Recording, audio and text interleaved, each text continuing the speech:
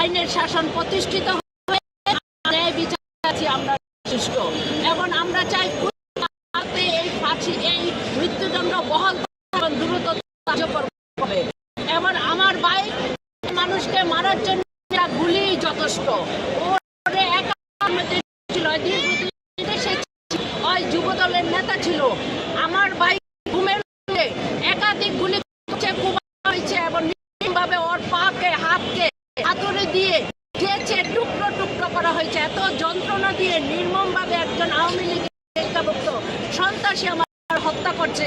আজকে আমরা ওকে হারিয়েও আমরা খুশি যে আমরা এই বাংলাদেশে শ্যামলের ন্যায় বিচার পেয়েছি। যে আমরা চাই, আমরা কেস দেওয়ার সময় অনেক আমরা লাঞ্ছিত হয়েছি, দুয়ারে দুয়ারে ঘুরেছি, আমরা ইন্টারন্যাশনাল আপনার মানবাধিকার আন্তর্জাতিক চাপের মুখে হয়ে কেস দিতে আমরা সক্ষম হয়েছি। আমরা চাই এই রায় দ্রুত কার্যকর হবে এবং উচ্চ আদালতে তা বহাল হবে এবং বাংলাদেশে এই রায়ের মাধ্যমে বাংলাদেশের আইনের শাসন প্রতিষ্ঠিত হবে। আগে আপনাদের সাংবাদিক ভাইরা আপনারা এসেছেন, আপনাদের সংবাদপত্র স্বাধীনতা ছিল না। হ্যাঁ, রাজনীতি, কারণ আমি একজন রাজনীতিক প্রতিহিংসা কারণে আমি বাংলাদেশ জাতীয়তাবাদী দলের কেন্দ্রীয় কমিটির মহিলা আন্তর্জাতিক বিষয়ক সম্পাদক, ফ্রান্স সভাপতি, ফ্রান্স মহিলা দলের সভানেত্রী। আমার ভাই আছে, এদিকে আসেন, এদিকে আসেন, আপনার সদর মুন্সিগঞ্জ উপজেলা সাংগঠনিক সম্পাদক। আমার ভাই মুন্সিগঞ্জ সদর উপজেলার যুব দলের সেক্রেটারি। এটা একবারে রাজভাবে ঠান্ডা রাত 10টার মধ্যে যেয়ে নির্মমভাবে হত্যা করে বর্তমান যে খুনি আর মৃত্যুপাপ যে খুনি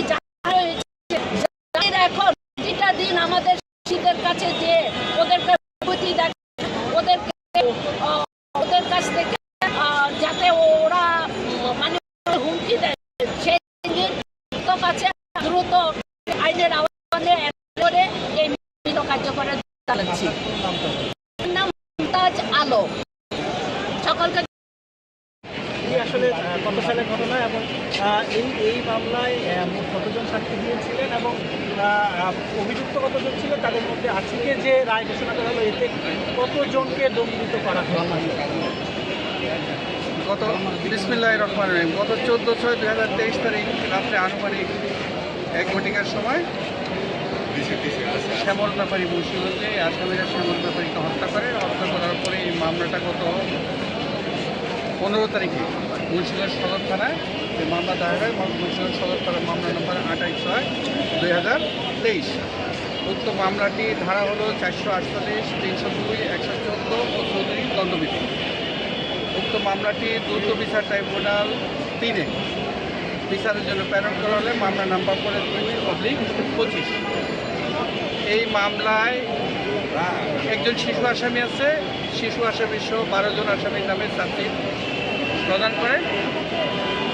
33 জন সাক্ষীকে এই মামলায় সাক্ষী হিসাবে চার্জশিট অন্তর্ভুক্ত করেন। 33 জন সাক্ষী থেকে আমরা বিজ্ঞ আদালতে রাষ্ট্রপক্ষ 27 জন সাক্ষী বিজ্ঞ আদালতে উপস্থাপন করতে আমরা সক্ষম হই এবং 2 জন সাক্ষী ডাক্তার এবং শিশুর যে মেডিকেল সার্টিফিকেট দিয়েছে বয়স কম, সেই 2 জন বাদ দিলে সাক্ষী থাকে আমাদের 31 জন সাক্ষীর মধ্যে বিজ্ঞ আদালতে আমরা তদন্তকারী কর্মকর্তা, পাবলিক সাক্ষী, ডাক্তার, ম্যাজিস্ট্রেট সহ আমরা টোটাল এবং গাড়ির চালক সহ টোটাল আমরা 27 জন সাক্ষীকে আদালতে উপস্থাপন করি এবং এই সাক্ষীর আলোকে আজকে এই মামলাটি বিজ্ঞ আদালতে রায় প্রচার করেন। উক্ত মামলা রায় প্রচারে 3 জন আসামিকে মৃত্যুদণ্ডে দণ্ডিত করেন 302 এবং 34 ধারায়। 302 এবং 34 ধারায় অপরাধী সাব্যস্ত করে 3 জন আসামি, এক শাহাদাত ব্যাপারী, জাহাঙ্গীর ব্যাপারী পলাতক, ইব্রাহিম ব্যাপারী পলাতক, এই 3 জনকে মৃত্যুদণ্ড দেওয়া হয় এবং বাকি 8 জন আসামিকে যাবজ্জীবন কারাদণ্ড প্রদান করে প্রত্যেককে 25,000 টাকা জরিমানা করা হয় অনাদায় আরও 6 মাসের কারাদণ্ড। আদালত কোনো অংশে কি অবজারভেশন মানে এই হত্যাকাণ্ডকে দিয়েছেন কিনা বলেছেন কিনা? আদালতে হত্যাকাণ্ড নিয়ে কোনো অবজারভেশন দেয়নি। এই রায় আপনারা সন্তুষ্ট? আমরা রায় সন্তুষ্ট, রাষ্ট্রপক্ষ এই রায় সন্তুষ্ট।